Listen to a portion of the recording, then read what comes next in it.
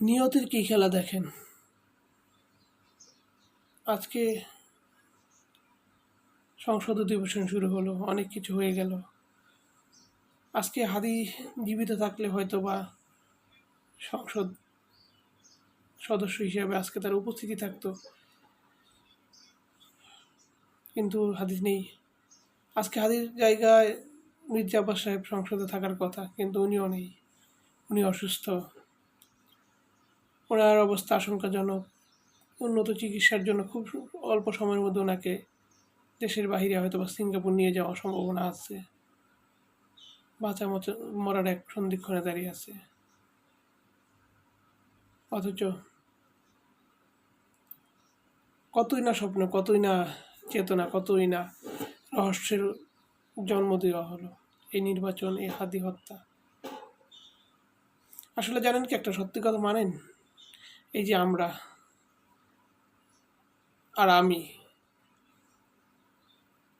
কি আমার নিজেকে চিনি? নিজেকে আমার কন্ট্রোল করার ক্ষমতা আছে? আমি আমার দেহটাকে কন্ট্রোল করতে পারি?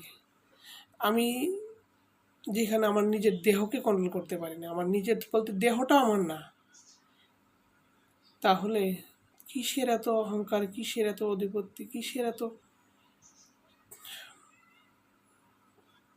নিজেকে নিয়ে গর্ব করার, অহংকার করার কিচ্ছু নেই। কারণ নিজেরটাই নিজের না। 104 ডিগ্রি 5 ডিগ্রি জ্বর হয়ে গেলেই না, নিজের আর কিছুই থাকে না। নিজের শরীরের, নিজের হাতটার উপরে কন্ট্রোল থাকে না, নিজের এই যে সুন্দর চেহারাটার উপরে কন্ট্রোল থাকে না। আসুন সবাই ভালো হয়ে যাই, নতুন এক বিশ্ব সবাইকে উপহার দিই। আমরা যাতে সুন্দরভাবে নিজেদের এই দুনিয়ার স্বল্প সময়কে খুব মূল্যবান সময় হিসেবে নিজেদের এবং সমাজের, রাষ্ট্রের, মানুষের, মানবতার কল্যাণে কাজ করতে পারি, একে অপরের জন্য নিবেদিত হতে পারি। এটাই মূলত আজকে আমার বার্তা। এই বার্তাটি আপনার কাছে রইল। ভালো লাগলে লাইক করবেন,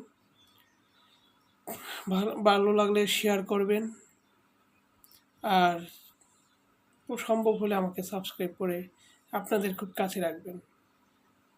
সবাইকে অসংখ্য অসংখ্য ধন্যবাদ। আসসালামু আলাইকুম ওয়া রাহমাতুল্লাহি ওয়া বারাকাতুহু।